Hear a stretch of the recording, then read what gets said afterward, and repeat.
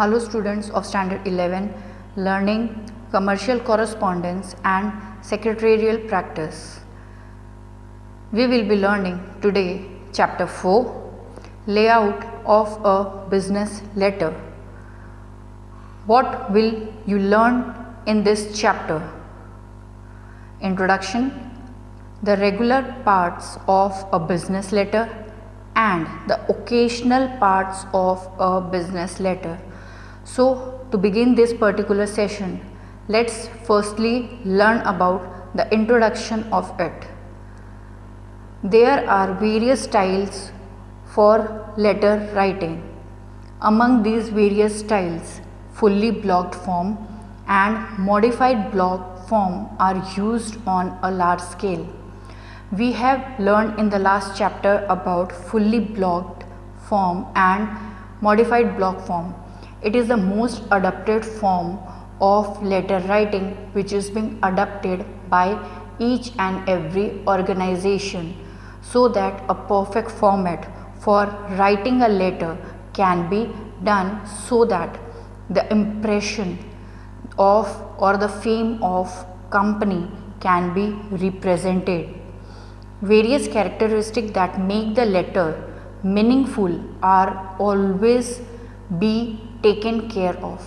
The letter, the effectiveness of letter, the characteristic of letter, the clarity, the conciseness, all is taken into consideration a lot while making a letter so meaningful that it lasts the impact in the mind of the reader or the receiver. It is a fact that when we receive a letter, our attention is primarily attracted towards its outward appearance. मतलब वो बाहर से कैसा दिख रहा है, सबसे पहले तो इम्प्रेस वही. Why is it Bing?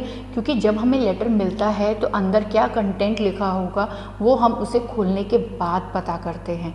But जैसे ही हम उस लेटर को रिसीव करते हैं उसका जो आउटवर्ड अपीयरेंस होता है वो हमारे माइंड में एक ऐसा इम्पैक्ट क्रिएट करता है कि कंटेंट ऑफ द लेटर कैसा होना चाहिए या ये बिज़नेस किस टाइप का है, ये सेंडर किस टाइप का है जिसने हमें ये लेटर सेंड किया है. The 6 points that make the letter attractive should necessarily be taken care of.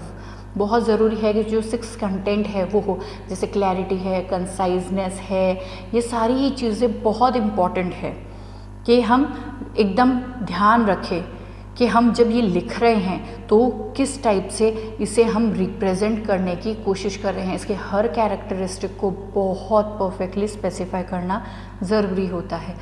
दस, if the letter is attractive in appearance and written properly, the process of commercial communication becomes fruitful. मतलब उसका जो outward, उसका जो selection of envelope है, उसकी जो folding है, उसमें जो लाइन गैप्स वगैरह है, हैंड राइटिंग है, ईच एंड एवरीथिंग, उससे क्या है वो उस लेटर के अपीयरेंस को बहुत अट्रैक्टिव करता है. उससे लोगों के दिमाग में इम्प्रेशन क्रिएट करता है कि नहीं ये अब रीड करने लायक है और इसे रीड किया जाए. With that, in addition to this, the structure or format of a business letter too is an important facet. Why?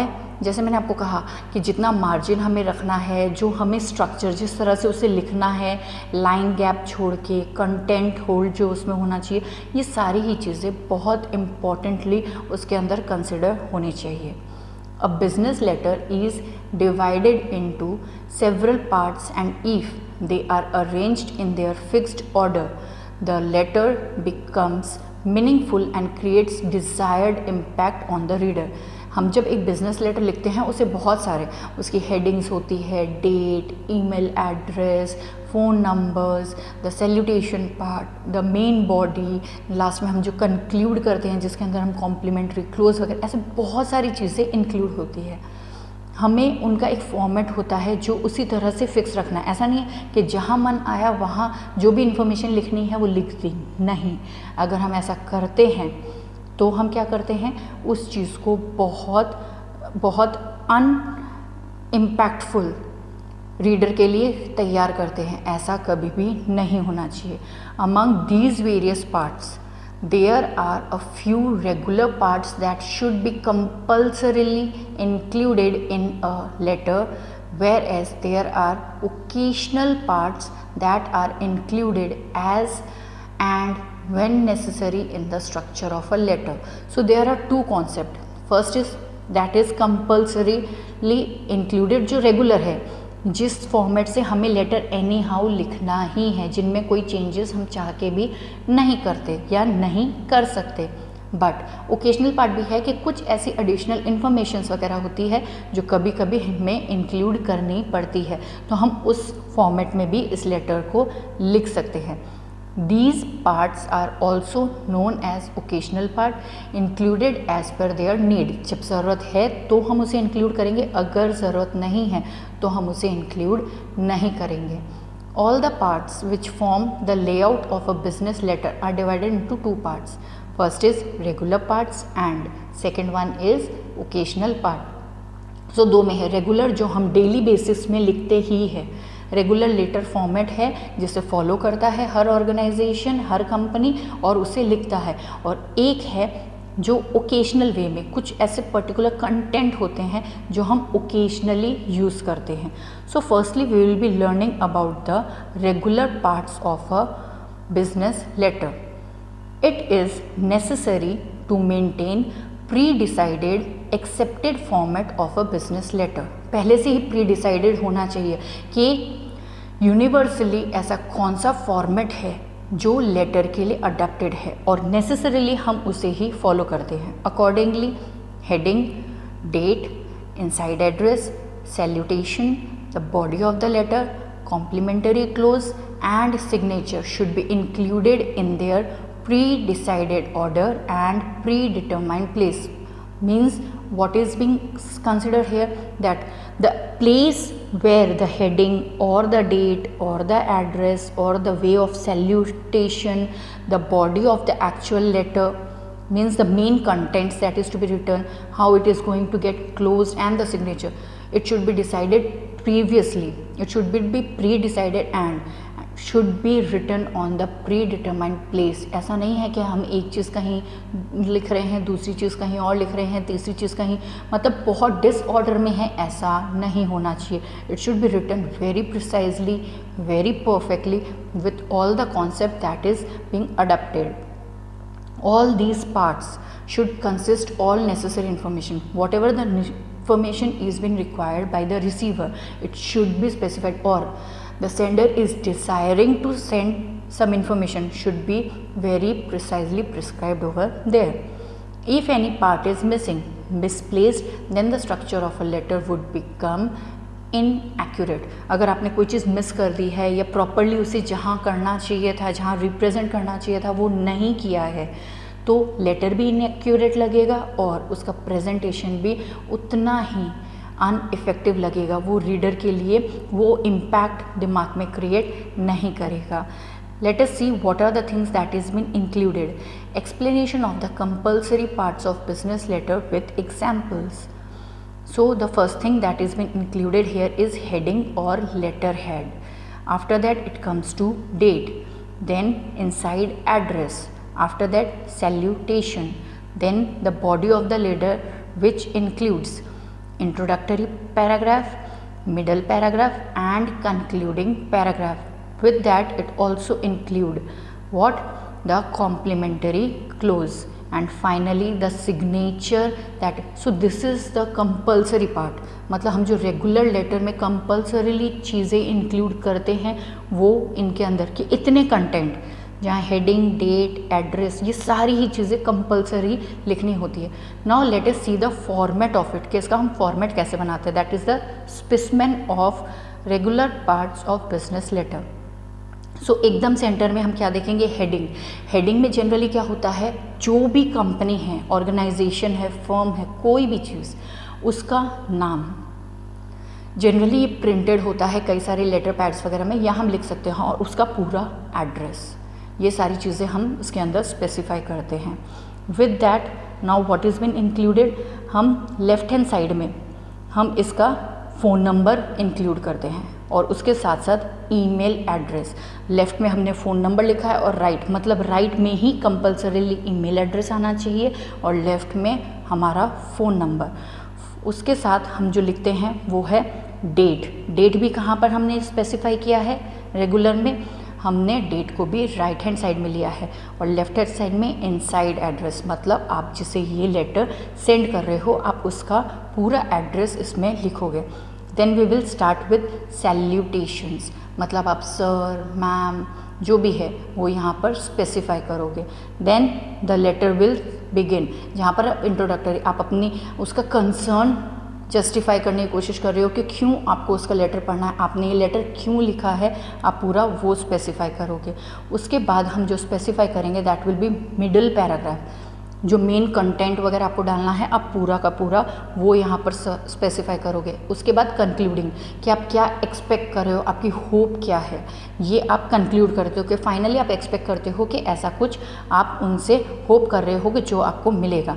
And this is how the total body of the letter get started, जिसके अंदर the introductory part, the middle paragraph and concluding paragraph पूरा include होता है।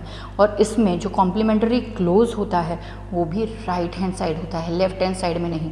Right hand side में हम complimentary close करते हैं introduction देके जो ये लेटर लिख रहा है, एंड फाइनली वो नीचे उसका अपना खुद का सिग्नेचर स्पेसिफाई करता है। इस तरह से जो regular part of business letter है हम लिखते हैं। Now let us know about the occasional और optional part of a business letter. उसके अंदर कौन कौन से कंटेंट है जो इंक्लूड होते हैं, that is personal and other notations, attention line, subject line, enclosure, carbon copy notation, identification line, mailing instructions and post scripts. मतलब जो रेगुलर इन्फॉर्मेशन हमने जो दी है वो तो 100% कंपल्सरी इंक्लूड होगी ही, उसके साथ अगर रिक्वायर्ड है तो हम ये सारी चीज़ें भी इंक्लूड करते हैं, ये उसके साथ इंक्लूड होता है। रेगुलर वाला फॉर्मेट तो आपको कंपलसरी इसके अंदर इंक्लूड करना ही होगा, चाहे कोई भी लेटर हो, but with the necessity of information हम ये सारी चीज़ें इंक्लूड कर सकते हैं। Let us see with the explanation part. Explanation of the occasional और optional parts of a business letter with example. Apart from the 7 compulsory parts of a business letter, there are certain occasional or optional parts that are used as per their requirements in a business letter. So that is a compulsory part that should be included anyhow without any option. But if required, if the more information needed to be getting included in that, then as per the requirement we will add this particular part in the compulsory letter. It is necessary to develop a clear understanding about the purpose and place of writing any information which should be taken care of.